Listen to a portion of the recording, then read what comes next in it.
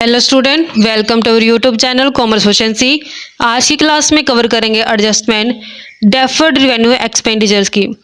इसे last class में मैं गुड्स से रिलेटेड जो ट्रांजेक्शन्स बनती है, एडजस्टमेंट बनती है, वो कवर की थी। यानी कि 16 तक का जो ओवरऑल एडजस्टमेंट कवर की जा चुके हैं, बिल्कुल डिटेल में हर एक एडजस्टमेंट को हमने कवर किया विद एग्जांपल। अगर अभी तक आपने लास्ट क्लासेस नहीं देखी, देखिए ताकि आपकी स्टडी में कंसिस्टेंसी बनी रहे। अगर अभी तक आपने मेरे यूट्यूब चैनल कॉमर्स एफिशिएंसी को सब्सक्राइब नहीं किया, सब्सक्राइब कीजिए और बेल आइकन जरूर प्रेस कीजिए ताकि जब भी मैं न्यू वीडियोस अपलोड करूँ सबसे पहले नोटिफिकेशन आपके पास जाए, आप वीडियोस को देखकर आपकी स्टडी बूस्टअप हो। कवर करते कंसेप्ट की डेफर्ड रेवेन्यू एक्सपेंडिचर, यानी कि किन खर्चों की बात होती है, डेफर्ड रिवेन्यू खर्चों की। यानी कि कुछ ऐसे खर्चे होते हैं जो रिवेन्यू नेचर के होते हैं, लेकिन फिर भी हम जितना टोटल खर्चा किया था उस सभी खर्चे को हमने एक ही बार में करंट अकाउंटिंग पीरियड के दौरान प्रॉफिट एंड लॉस अकाउंट से नहीं चार्ज कर सकते। क्यों? क्योंकि ये ऐसे खर्चे होते हैं जो एक बार में बल्क अमाउंट में, यानी कि बहुत बड़ी अमाउंट में किए जा चुके होते हैं, लेकिन इनका जो बेनिफिट होता है वो आने वाले कम से कम 3 से 7 साल तक इनका बेनिफिट लिया जाता है, जिस कारण से एक ही बार में हमने पूरे के पूरे खर्चे चार्ज नहीं करने होते प्रॉफिट एंड लॉस अकाउंट से। तो जितने टाइम पीरियड के लिए इनका बेनिफिट लेना होता है उतने टाइम पीरियड के अंदर इन खर्चों को हम डिवाइड कर देते हैं और हर साल जितना प्रोपोर्शनल बनता है उतना हम प्रॉफिट एंड लॉस अकाउंट से चार्ज करते जाते हैं, और जो बैलेंस रह जाता है उसे हमने बैलेंस शीट के अंदर असेट साइड पे दिखाना होता है। एक्सप्लेनेशन कवर करते हैं कि यहाँ पे कुछ ऐसे खर्चे हैं, यानी कि ऐसे एक्सपेंडिचर्स हैं जो रिवेन्यू नेचर के होते हैं, लेकिन इनका जो बेनिफिट होता है वो ड्राइव किया जाता है लंबे टाइम तक। ये जो एक्सपेंडिचर्स होते हैं इन्हीं को डेफर्ड रिवेन्यू एक्सपेंडिचर बोला जाता है। जो बेनिफिट होते हैं एक्सपेंडिचर का जनरली 3 से 7 साल तक लिया जाता है। जितने टोटल खर्चे होते हैं, होल खर्चा होता है, जो अमाउंट, जितनी होल एक्सपेंडिचर की अमाउंट होती है वो एक ही दम से हमने प्रॉफिट एंड लॉस अकाउंट के अंदर डेबिट नहीं करनी होती जो हम करंट ईयर के अंदर दिखाते हैं, बल्कि ओवरऑल एक्सपेंडिचर को स्प्रेड आउट कर दी जाता है। जितने ईयर्स तक उनका बेनिफिट लेना होता है उतने ईयर्स में उसके एक्सपेंडिचर्स को डिवाइड कर दिया जाता है। तो जितना पार्ट करंट ईयर से रिलेटेड होता है सिर्फ वही एक्सपेंडिचर का पार्ट हमने प्रॉफिट एंड लॉस अकाउंट के अंदर डेबिट साइड दिखाना होता है हर साल, और जो अनरिटर्न पोर्शन होता है, यानी कि जो अभी तक राइट ऑफ नहीं किया गया पोर्शन डेफर्ड रेवेन्यू एक्सपेंडिचर्स का, वो हमने बैलेंस शीट के अंदर असेट साइड दिखाना होता है। जैसे एग्जाम्पल के तौर पर फर्म ने स्पेंड कर दिए 2 लाख रुपए एडवर्टीजमेंट के ऊपर कि नया प्रोडक्ट है जो लॉन्च किया गया मार्केट के अंदर, तो उसको एडवर्टीज करते समय 2 लाख रुपए एक्सपेंडिचर्स के रूप में कर दिए गए हैं, लेकिन इनका जो बेनिफिट है एडवर्टीजमेंट का वो कम से कम 4 सालों तक लिया जाएगा। तो 2 लाख जो खर्च किए गए वो 4 साल तक बेनिफिट लिया जाएगा। तो अगर हम ओवरऑल एक्सपेंडिचर्स को डिवाइड करते हैं 4 सालों के, तो हर साल 50,000 है जो चार्ज किए जाएंगे प्रॉफिट एंड लॉस से। ओवरऑल जो एक्सपेंडिचर किया गया वो 2 लाख रुपए का किया गया, 4 ईयर्स तक उसका बेनिफिट लिया जाएगा। तो ईच ईयर 50,000 है जो प्रॉफिट एंड लॉस अकाउंट से चार्ज किए जाएंगे। फर्स्ट ईयर में प्रॉफिट एंड लॉस अकाउंट के डेबिट साइड पे टू एडवर्टीजमेंट के नाम से 50,000 चार्ज कर लिए गए हैं। ओवरऑल 2 लाख एक्सपेंडिचर किया गया था, 50,000 चार्ज कर लिए गए हैं, 150 रहते हैं, उसे बैलेंस शीट के अंदर असेट साइड पे दिखाया जाएगा एडवर्टीजिंग एक्सपेंसेस के नाम से 150। नेक्स्ट ईयर 50,000 चार्ज कर लिए जाएंगे प्रॉफिट एंड लॉस अकाउंट से, 150 में से 50 चार्ज किए जा चुके हैं, 1 लाख रह गए हैं। ऐसे नेक्स्ट थर्ड ईयर के अंदर फिर 50,000 चार्ज कर लिए जाएंगे प्रॉफिट एंड लॉस अकाउंट से और रिमेनिंग 50,000 रहते हैं, इसे बैलेंस शीट के अंदर असेट साइड दिखाया गया है। और फोर्थ ईयर के अंदर है जो प्रॉफिट एंड लॉस अकाउंट के डेबिट साइड से 50,000 चार्ज कर लिए गए हैं। इस तरीके से ओवरऑल 4 ईयर्स के अंदर है जो कंप्लीट हो चुका है 2 लाख रुपये जो एक्सपेंडिचर किया गया था एडवर्टीजमेंट के ऊपर। जर्नल एंट्री जो पास की जाएगी 4 साल लगातार, जो एक्सपेंडिचर की अमाउंट बनते 50,000 चार्ज करने की प्रॉफिट एंड लॉस अकाउंट से, उसमें हमने प्रॉफिट एंड लॉस अकाउंट को डेबिट कर देना टू एडवर्टीजमेंट अकाउंट के नाम से दिखाएंगे, क्योंकि हर साल है जो 50,000 लगातार 4 सालों तक प्रॉफिट एंड लॉस अकाउंट से चार्ज किए जाएंगे। अकाउंटिंग ट्रीटमेंट के अंदर वही जो भी हमने समझा है कि 50,000 ईच ईयर है जो कंटिन्यू 4 ईयर्स तक प्रॉफिट एंड लॉस अकाउंट से चार्ज किए जाएंगे। 50,000 फर्स्ट ईयर चार्ज किए गए प्रॉफिट एंड लॉस से, 150 बैलेंस शीट के अंदर असेट से दिखाया गया। सेकंड ईयर 50,000 चार्ज किए गए प्रॉफिट एंड लॉस से, 1 लाख दिखाया जाएगा बैलेंस शीट के असेट साइड पे। इस तरीके से जो कंटिन्यू 4 ईयर्स तक प्रोसेस चलता रहेगा। एग्जाम्पल की हेल्प से क्लैरिफाई करते कंसेप्ट। स्टेटमेंट गिवन है Under mentioned trial balance was extracted from the books of M.S. Mahavir and Sons as at 31st March 2017. Trial balance given है 2017 का, आइटम्स गिवन है डेबिट और क्रेडिट बैलेंसेस गिवन है, adjustment में given है कि prepare करना है final account after taking into account the flowing adjustment. Adjustment में क्लोजिंग स्टॉक 31 मार्च 2017 का 70300, राइट ऑफ करना है 15 ऑफ एडवर्टाइजिंग एक्सपेंसेस, तो यानी कि हर साल एडवर्टाइजिंग एक्सपेंस का 1/5 शेयर है जो प्रॉफिट एंड लॉस अकाउंट से चार्ज किया जाएगा और 4/5 शेयर जो बाकी रह गए वो बैलेंस शीट के अंदर असेट साइड पे दिखा दिया जाएगा। सन्ड्री डेटर्स के अंदर इंक्लूड है 2000 ड्यू फ्रॉम कस्टमर, कस्टमर से ड्यू है ये amount, who has become insolvent लेकिन अब वो दिवालिया हो चुका है, nothing is recoverable from his estate यानी कि कुछ भी रिकवर होने वाला नहीं है तो ये बैड डेट हो चुके हैं। क्रिएट करना है प्रोविजन डाउटफुल डेट के ऊपर 5% की रेट से, इंटरेस्ट ऑन इन्वेस्टमेंट 15% है, रिसीव हुआ है फुल ईयर का, एनुअल पेमेंट है जो सैलरी की 43200 रेंटेड टू 400। कवर करते हैं एग्जाम्पल को। Trading and profit and loss account का जो फॉर्मेट रहता है उसमें हम इस्तेमाल करते हैं फॉर द ईयर एंडिंग 31 मार्च 2017, क्योंकि ये हमने 31 मार्च 2017 को बनाने का अकाउंटिंग पीरियड जो क्लोज किया गया है। डेबिट और क्रेडिट साइड होती हैं। डेबिट साइड पे जितने भी एक्सपेंडिचर्स होते हैं, एक्सपेंसेस होते हैं और जितने भी लॉसेस होते हैं दिखाए जाते हैं, क्योंकि नॉमिनल नेचर का अकाउंट होता है ये, जिसमें डेबिट साइड हमने एक्सपेंसेस और लॉसेस को दिखाना होता है, क्रेडिट साइड पे इनकम और गेन को दिखाया जाएगा। बैलेंस शीट के अंदर दो साइड होती है, लायबिलिटी साइड और असेट साइड। लायबिलिटी साइड पे जितनी भी लायबिलिटीज कैपिटल होती हैं वो सारी दिखाई जाएंगी। असेट्स में फिक्स्ड असेट्स, करंट असेट्स, इसे लिक्विडिटी बेस पे हम प्रिपेयर करते हैं। लिक्विडिटी बेस का मतलब क्या होता है कि जितनी असेट्स क्विकली यानी इजीली कैश के अंदर कन्वर्टेबल हो जाएगी, फर्स्ट प्रायोरिटी दी जाएगी। लायबिलिटी साइड पे जो लायबिलिटी पहले पे करनी है विद इन अकाउंटिंग पीरियड उसे फर्स्ट प्रायोरिटी दी जाएगी और धीरे धीरे जो बाद में पे करनी है उसको बाद में सीक्वेंस वाइज रखा जाएगा। इसे हम एज एट 31 मार्च 2017 इस्तेमाल करते हैं, क्योंकि बैलेंस शीट एक स्टेटमेंट होती है जो हमने एक पार्टिकुलर पॉइंट ऑफ टाइम पे ऊपर प्रिपेयर करनी होती है।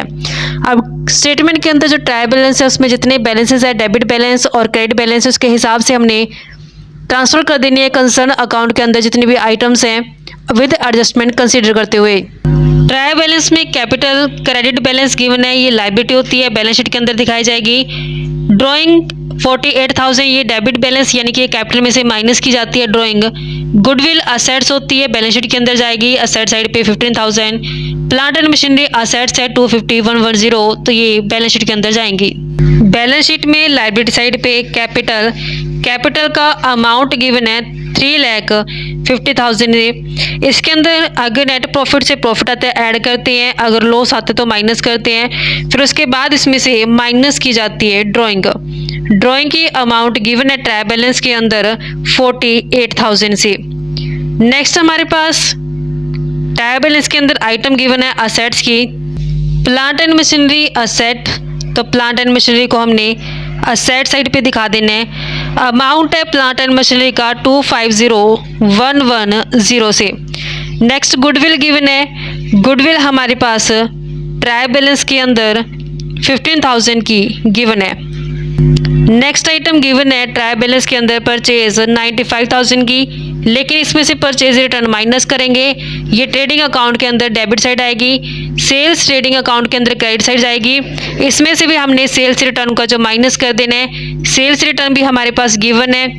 ट्रेडिंग अकाउंट की डेबिट साइड दिखाते हैं परचेज को, टू परचेज के नाम से ट्रायल बैलेंस के अंदर अमाउंट गिवन है 95,000 की, इसमें से माइनस कर देते हैं परचेज रिटर्न 1200, तो नेट परचेज का अमाउंट बनता है 93,800 से। सेल्स क्रेडिट साइड दिखाई जाती है ट्रेडिंग अकाउंट के, सेल्स ट्रायल बैलेंस में गिवन है 3 लाख रुपए की, इसमें से माइनस करते हैं सेल रिटर्न 20700, तो नेट सेल आती है 279,300 रुपये से। नेक्स्ट सन्ड्री डेटर्स गिवन है, सन्ड्री डेटर्स असेट्स होती है, बैलेंस शीट के अंदर दिखाई जाएगी, लेकिन सन्ड्री डेटर्स के रिगार्डिंग है जो एडजस्टमेंट गिवन है। एडजस्टमेंट में कहते हैं कि जो सन्ड्री डेटर्स हैं उसके अंदर 2000 शामिल है एक कस्टमर के, लेकिन वो कस्टमर इंसॉल्वेंट हो चुका है, अब उससे कुछ भी रिकवर नहीं होने वाला, यानी कि बैड डेट हो चुकी है और नया प्रोविज़न क्रिएट करना है 5% से। डेटर्स को बैलेंस शीट के अंदर असेट साइड पे दिखाया जाता है। डेटर्स का अमाउंट ट्रायल बैलेंस के अंदर गिवन है 54200 से, लेकिन जो बैड डेट हो चुके हैं वो माइनस कर दिए जाएंगे, जो पैसा डूब चुके हैं 2000 रुपी। नेट बैलेंस आता है 5200। अब इनमें से भी कुछ डाउट है 5% कि रिकवरेबल नहीं हो पाएगा, तो उसके लिए हमने 5% से प्रोविज़न क्रिएट कर देना है। प्रोविज़न फॉर डाउटफुल डेट के नाम से 5200 का 5% करेंगे 2610, तो नेट बैलेंस 49590 बनता है। बैड डेट और प्रोविज़न दोनों ही हमारे पास एडजस्टमेंट में गिवन है। तो जब भी एडजस्टमेंट में गिवन होता है डाटा, तो उसकी दो जगह पे प्लेसिंग की जाती है। एक तो हमने बैलेंस शीट के अंदर असेट साइड दिखा दिया, वहीं इसे दूसरी तरफ हमने प्रॉफिट एंड लॉस अकाउंट की डेबिट साइड दिखाएंगे। एक तो बैड डेट के 2000 रुपी और जो दूसरा नया प्रोविज़न क्रिएट किया गया 2610 से।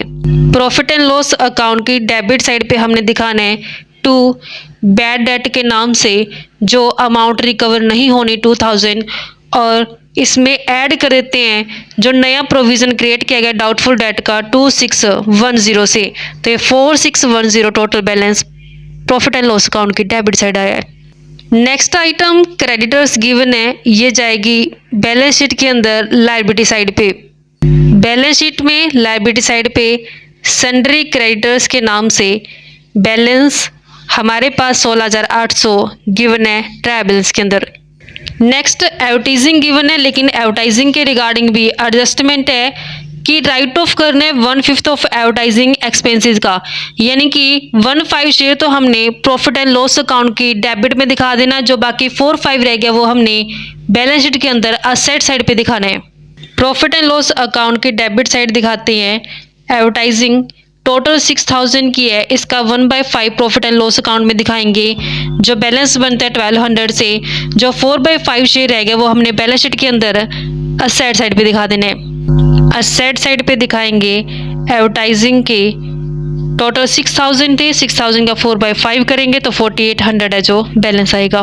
नेक्स्ट आइटम आती है ट्रायल बैलेंस के अंदर ओपनिंग स्टॉक। ये ट्रेडिंग अकाउंट के अंदर डेबिट साइड दिखाया जाएगा। ट्रेडिंग अकाउंट के अंदर डेबिट साइड पे टू ओपनिंग स्टॉक के अमाउंट गिवन है 45,400 रुपी। नेक्स्ट कैश इन हैंड है, बैलेंस शीट के अंदर असेट साइड जाएगी। बैलेंस शीट में असेट साइड पे कैश इन हैंड के 22,900 रुपये। नेक्स्ट वेजेस है, ये ट्रेडिंग अकाउंट की डेबिट साइड जाएंगे। ट्रेडिंग अकाउंट के डेबिट साइड पे टू वेजेस अमाउंट 25,000 रुपये से। वेजेस के बाद नेक्स्ट आइटम गिवन है टेलीफोन चार्जेस, ये प्रॉफिट एंड लॉस अकाउंट की डेबिट साइड जाएंगे।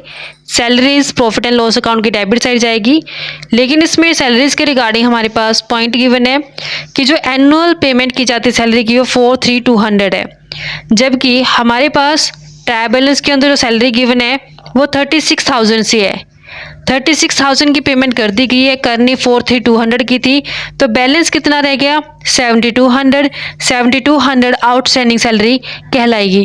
प्रॉफिट एंड लॉस अकाउंट की डेबिट साइड पे टेलीफोन के जो खर्चे दे रखे हैं वो एज इट इज दिखाए जाएंगे 3,000 से, लेकिन सैलरीज के रिगार्डिंग एडजस्टमेंट है। सैलरी 36,000 पे की गई है, ये ट्रायल बैलेंस के अंदर गिवन है, जबकि एडजस्टमेंट कहते हैं कि टोटल सैलरी 43,200 है जो एनुअल पेमेंट की जाती है। तो कितने कम दी गई है 7200, तो ये आउटस्टैंडिंग सैलरी कहलाएगी कि इसकी पेमेंट अभी तक नहीं की गई है, इसका इसको ऐड कर दिया जाएगा आउटस्टैंडिंग सैलरी के नाम से। आउटस्टैंडिंग सैलरी ऐड क्यों की जाती है बच्चों, इसका रीज़न रहता है क्योंकि जब हमने फर्स्ट क्लास के अंदर इसका इंट्रोडक्शन कवर किया था तो उसमें हमने एक कंसेप्ट समझा था कि हमने एक करंट ईयर के दौरान जितने भी एक्सपेंडिचर्स होते हैं वो सारे कंसीडर करने होते हैं, चाहे वो एक्सपेंडिचर्स पे किए गए हों चाहे ना किए गए हों। ऐसे जितने भी इनकम्स होते हैं सारी कंसीडर करनी होती है, चाहे वो इनकम रिसीव हुई हो या नहीं रिसीव हुई हो। अब यहाँ पे हमने 12 महीने का हिसाब लेना था कि जो एनुअल में पेमेंट की जाती है सैलरी की वो 43,200 की जाती है, जबकि ट्रायल बैलेंस कहते हैं कि 36,000 पे कर दिए गए हैं, तो 7200 भी नहीं दिए गए, क्योंकि एनुअल का मतलब क्या है कि एक साल के दौरान है जो इतनी 43,200 सैलरी दी जानी चाहिए थी, जिसमें से 7200 नहीं दिए गए हैं, तो ये 7200 आउटस्टैंडिंग सैलरी है, यानी कि ये पे करनी पड़ेगी। दूसरी तरफ ये लायबिलिटी है, इस कारण से इसको बैलेंस शीट के अंदर दिखाया जाएगा लायबिलिटी साइड पे। बैलेंस शीट के अंदर लायबिलिटी साइड पे दिखाएंगे आउटस्टैंडिंग सैलरी के नाम से 7200 रुपये। नेक्स्ट आइटम ट्रायल बैलेंस के अंदर गिवन है printing and stationery, profit and loss account की डेबिट साइड जाएगी। सन्ड्री इनकम ये प्रॉफिट एंड लॉस अकाउंट की क्रेडिट साइड जाएगी। रेंट का जो बैलेंस दे रखा है हमारे पास वो डेबिट बैलेंस है, मतलब कि रेंट की पेमेंट की गई है। एडजस्टमेंट में रेंट कहते हैं 2400 है जो दिया जाना चाहिए, एनुअल है, जबकि पेमेंट कितने की गई है रेंट की 2200, यहाँ कहते हैं 2400, तो 200 का जो गैप रहेगा वो किस चीज़ का कहलाएगा, आउटस्टैंडिंग रेंट का कहलाएगा। प्रॉफिट एंड लॉस अकाउंट के डेबिट साइड पे to printing and stationery expense given है, ये प्रिंटिंग एंड स्टेशनरी का अमाउंट 390। दूसरी तरफ सन्ड्री इनकम है, ये क्रेडिट साइड जाएगी प्रॉफिट एंड लॉस अकाउंट के, बाय सन्ड्री इनकम के नाम से दिखाएंगे 7500 रुपये। रेंट का हमारे पास एक्सपेंस है, रेंट डेबिट साइड जाएगा प्रॉफिट एंड लॉस अकाउंट के, टू रेंट के नाम से दिखाएंगे कि रेंट जो हमारे पास ट्रायल बैलेंस के अंदर पेमेंट की गई है वो 2200 की गई है, जबकि एडजस्टमेंट कहते हैं कि 2400 देने चाहिए, तो 200 की पेमेंट अभी तक नहीं की गई है, तो ये आउटस्टैंडिंग रेंट कहलाएगा, तो इसे हमने ऐड कर देना है। और दूसरी तरफ ये बैलेंस शीट के अंदर लायबिलिटी साइड पे दिखाया जाएगा। बैलेंस शीट की लायबिलिटी साइड पे दिखाएंगे आउटस्टैंडिंग रेंट के नाम से 200 रुपये। इन्वेस्टमेंट असेट्स है, बैलेंस शीट के अंदर दिखाई जाएगी। इन्वेस्टमेंट के रिगार्डिंग एडजस्टमेंट गिवन है, इंटरेस्ट और इन्वेस्टमेंट 15% रिसीव होता है फॉर द फुल ईयर, यानी कि पूरे साल का 15% की रेट से इंटरेस्ट रिसीव होगा इन्वेस्टमेंट के ऊपर। इन्वेस्टमेंट गिवन है हमारे पास 30,000 की, 13,000 का 15% करेंगे 4500। ये जो इंटरेस्ट रिसीव होना है, एक तो इसने प्रॉफिट एंड लॉस अकाउंट की क्रेडिट साइड दिखाया जाएगा, और दूसरी तरफ जब हम बैलेंस शीट के अंदर दिखाएंगे इन्वेस्टमेंट को तो उसमें ऐड कर दिया जाएगा। बैलेंस शीट की असेट साइड दिखाई जाएगी इन्वेस्टमेंट की अमाउंट है 30,000, इसमें ऐड करते हैं जो हमारे पास अक्रू इंटरेस्ट है 4500, तो टोटल बनते हैं 34,500 से।